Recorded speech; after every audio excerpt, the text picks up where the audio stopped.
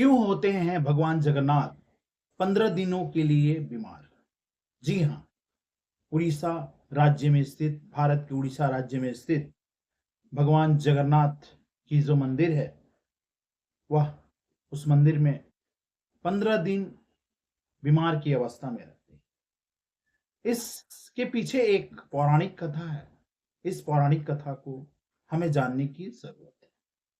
उड़ीसा प्रांत के जगन्नाथपुरी में एक भक्त माधव दास जी थे, जो अकेले रहते थे। संसार में इनका कोई नहीं था, उनको किसी से लेना देना नहीं था। अकेले बैठे बैठे भजन किया करते थे भगवान जगन्नाथ का। नित्य प्रति श्री जगन्नाथ प्रभु के दर्शन करते थे और उन्हीं को अपना सखा मानते थे। प्रभु के साथ खेलते थे, प्रभु उनके साथ अनेक प्रकार की लीलाएं करते थे।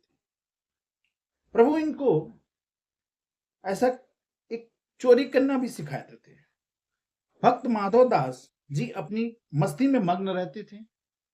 एक बार माधव दास जी को अतिसार रोग हुआ। अतिसार जिसमें उनको लैट्रिन हो रहा था और उल्टी काफी ज्यादा रही थी। वह इतने दुर्बल हो गए कि वह बैठ तक नहीं सकते थे, उठ तक नहीं सकते थे। यदि कोई व्यक्ति उनसे मदद की गुहार करता कि मैं आपका कुछ कर देता हूं, तो वह उन लोगों से किसी व्यक्ति से मदद भी नहीं लेते थे। कहते थे कि भगवान जगन्नाथ का मैं भक्त हूं, बाबा ही सब कुछ करेंगे, है ना। उसके बाद क्या हुआ कि ऐसा कहने के बाद वह उठने बैठने सब चीज में असमर्थ हो गए।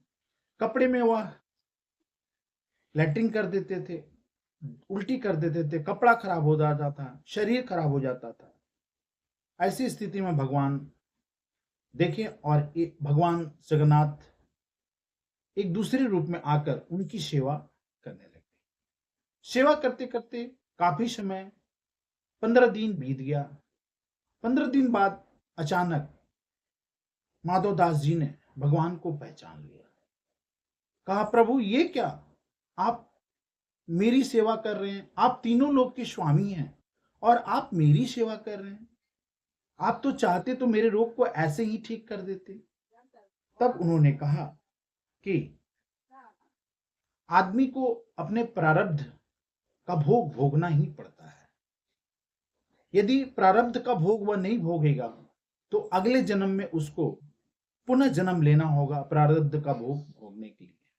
अतः मैं नहीं चाहता कि मेरे भक्त जो हैं प्रारब्ध का भोग भोगने के लिए उनका अगला जन्म हो, इस जन्म में ही वो मुक्ति को पा जाए। अतः मैंने तुम्हारी सेवा की। अब तुम्हारे प्रारब्ध में सिर्फ 15 दिन पार हो गया है रोग का, और 15 दिन इस रोग का बचा हुआ है। तो इस पर